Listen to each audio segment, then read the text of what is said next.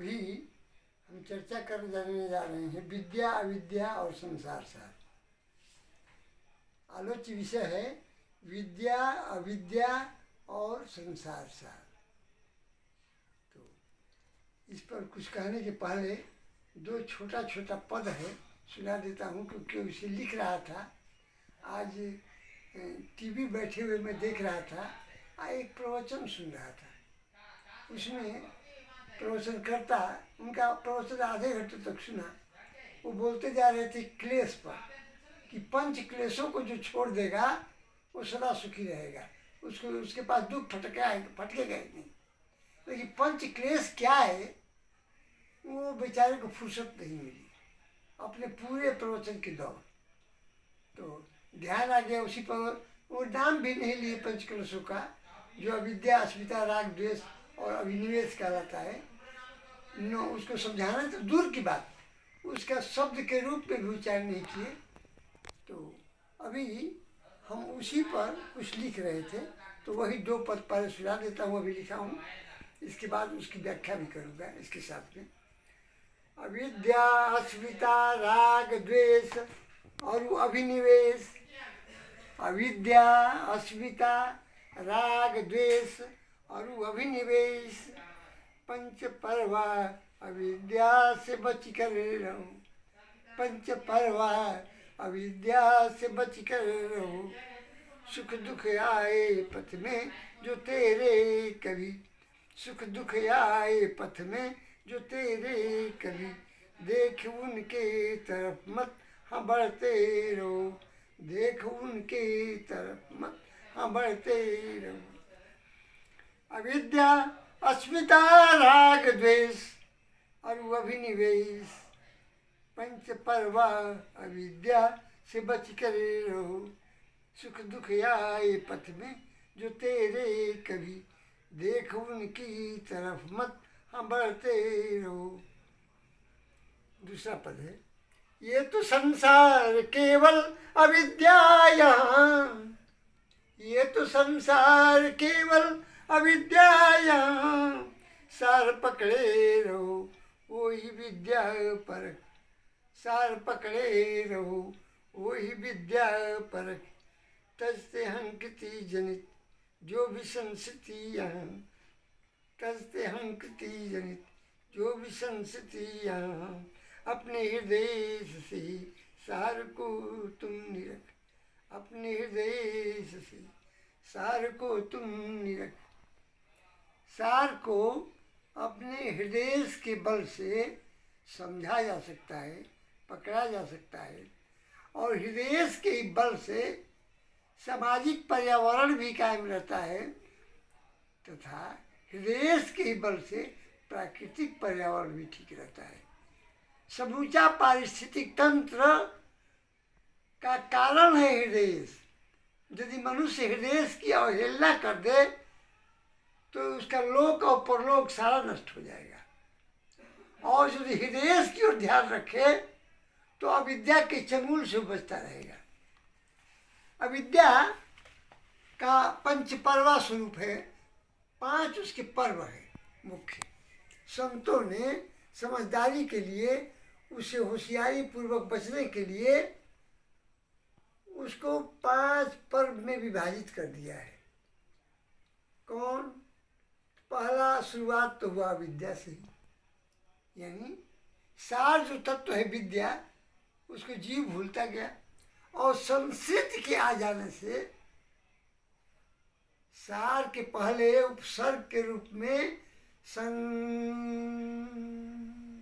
संस्कृति ये जुड़ गया आकर के, तो संस्कृति और धन सार, संस्कृत सार के साथ संस्कृति के जो ही जुड़ा कि बन गया संसार। तो संसार खतरनाक है, संसार आपका दुश्मन है, लेकिन सार दुश्मन नहीं है। सार को पकड़े रहिए तो वो आपका दुश्मन नहीं है, नुकसान नहीं करेगा। लेकिन महाअजय संसार रिपु, तुलसीदास कहते हैं समझाते हुए, राम के माध्यम से विभीषण को समझा रहे हैं। जब वो प्रश्न किया कि देखा कि रावण रथी बीरथ रघुवीरा, देख विभीषण भयउ अधीरा। विभीषण अधीर हो गया। और कब अधीर हुआ? जबकि मेघनाथ, कुंभकर्ण वगैरह सब मारे जा चुके थे, बड़े बड़े वीर उसके समाप्त हो चुके थे। और तब रावण अकेले युद्ध करने के लिए चला।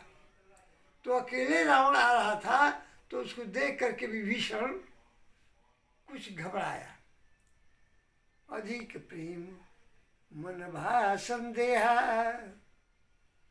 अधिक प्रेम के चलते वो अपना संदेह व्यक्त कर दिया कि क्योंकि रावण रथ पर आ रहा था और राम जमीन पर खड़े थे। रावण रथी बीरथ रघुवीरा, तो देख विभीषण भयउ अधीरा। और प्रश्न कर दिया कि कहीं विधि जीतब, कैसे जीतिएगा? कहीं विधि जीतब वीर बलवाना। वीर और बलवान दोनों शब्द का एक ही अर्थ होता है, लेकिन दुर्युक्ति को दोष भी माना गया है और दुर्युक्ति को खूबी भी माना गया है। दुर्युक्ति दोष और खूबी दोनों है। तो यहाँ पर दुर्युक्ति दोष रूप में नहीं है, खूबी रूप में है। क्योंकि हताशा होकर के, हताशा में आदमी एक ही अर्थ की दो शब्दों को बोल देता है। तो हताश होकर के बोलता है, घबरा करके, रथ पर बैठे हुए रावण को आते देख करके विभीषण कि कहीं भी जीतब, कैसे उसको जीतिएगा? क्योंकि वो वीर है, बलवान है।